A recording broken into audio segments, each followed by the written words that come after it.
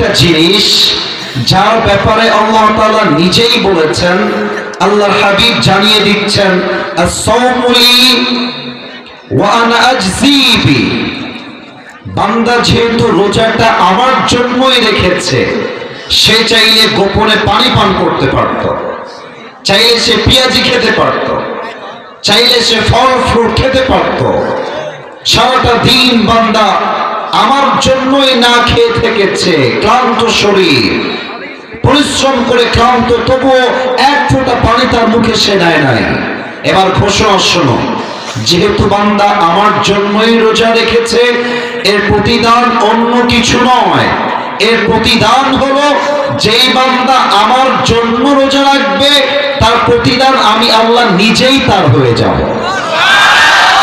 সুবহানাল্লাহ পড়বেন না আপনারা সবাই?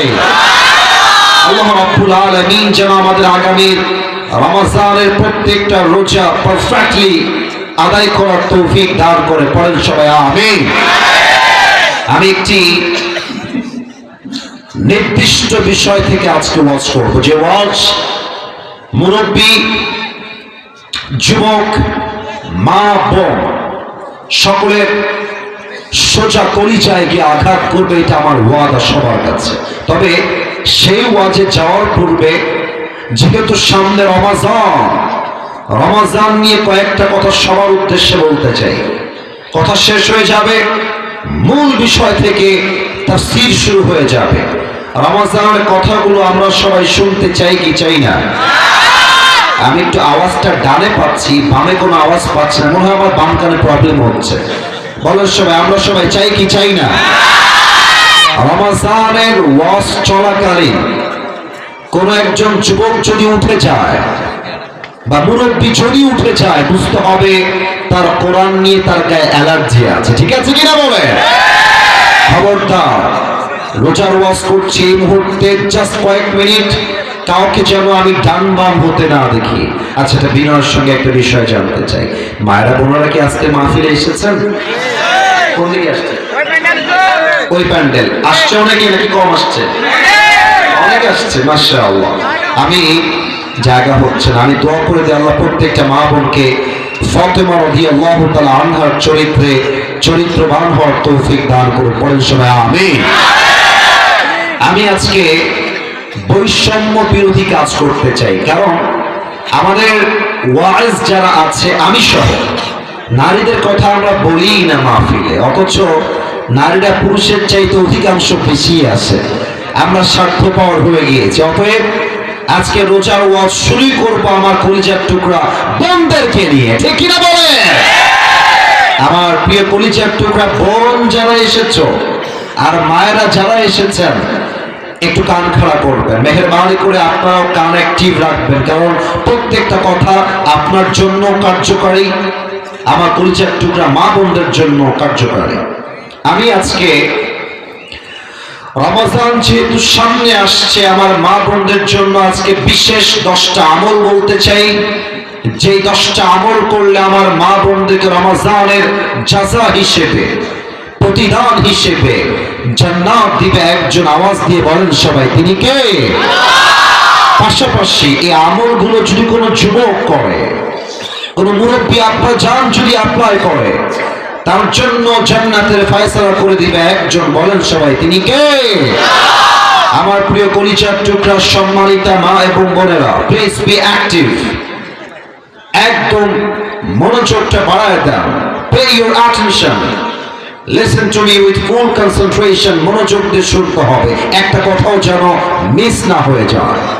প্রথম আমল আমার কলিজার টুকরা মা বোনদের জন্য বলতে চাই, রমজান মাসে আপনাকে নিজের অন্তরটাকে হিংসা মুক্ত করতে হবে, কারণ পুরুষের মাঝে যেই পরিমাণ হিংসা রয়েছে, তার চেয়ে অধিক গুণ বেশি হিংসা নারীদের মাঝে রয়েছে। ঠিক কিনা বলেন? নারীরা বাই বার্থ একটু জ্যালাস হয়, হিংসা থাকে বেশি। দেখবেন মেয়েদের মাঝে ঝগড়া লাগলে কার কয়টা বয়ফ্রেন্ড ছিল, কার ইতিহাস কি, সব তারা নিয়ে চলে আসে। ঠিক না? মেয়েরা এক অপরের ডেভেলপমেন্ট বেশি একটা সহ্য করতে পারে না। বরং রিসার্চ বলছে পুরুষের চাইতে নারীর হৃদয়ে হিংসা বাই বার্থ জন্মগতভাবেই একটু বেশি হয়। এর প্রমাণ দিচ্ছি। দেখবেন যে বন্ধু, আমরা যারা পুরুষরা আছি, আমরা পুরুষ বন্ধুরা আমাদের বন্ধুর ভালো চাই, কল্যাণ চাই, প্রশংসা করি, কিন্তু মেয়েরা নিজের বান্ধবীর প্রশংসা জীবনে করতে চায় না, ঠিক না? কারণ কি? ভেতরে হিংসা দিয়ে ভরা অনেকে। আমি সবাইকে এক পাল্লায় মাপছি না, হাদিসে আসে। হাদিস কি বলছে খেয়াল কর।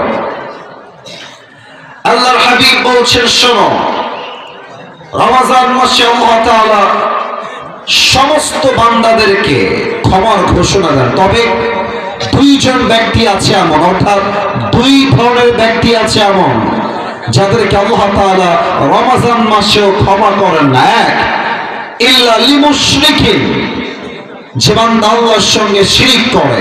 দুই, আও মুসাহিন, যে তার অন্তরে বিদ্বেষ পোষণ করে। অতএব যদি আপনি পুরুষ হয়ে, যদি আপনি নারী হয়ে নিজের অন্তরে বিদ্বেষ পোষণ করেন, হিংসা পোষণ করেন, আপনার একটা রোজাও আল্লাহর কাছে কখনো কবুল হবে? বলেন সবাই, কবুল হবে? এক। দুই নাম্বার, প্রত্যেক খানে সে বেহতর ये है कि हम खा के ही मर जाए, ঠিক কি না?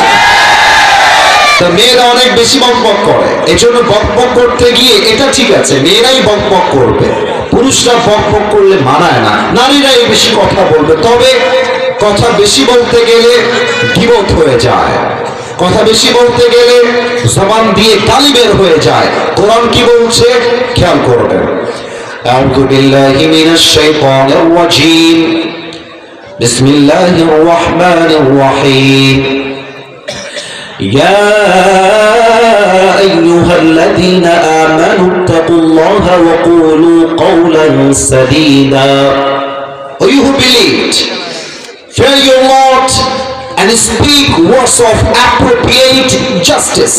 আল্লাহ বলছে, বান্দা আমি আল্লাহকে ভয় করো।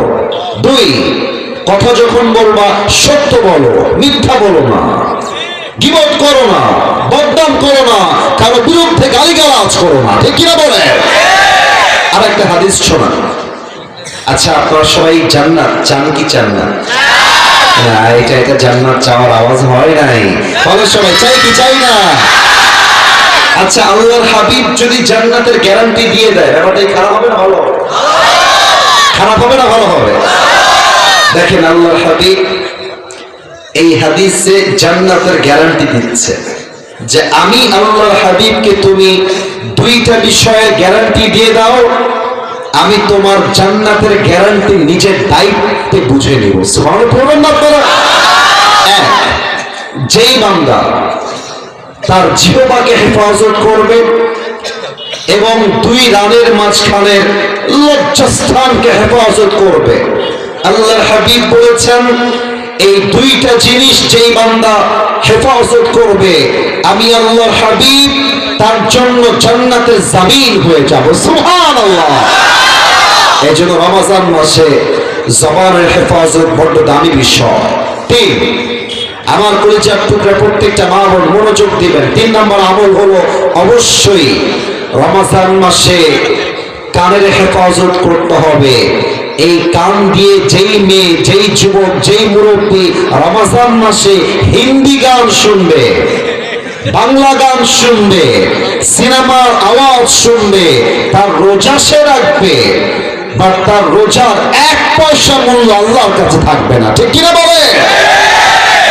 আপনারা আমার কথা একটু রাগ করবেন না, আমি একটা কথা বলে ফেলছি।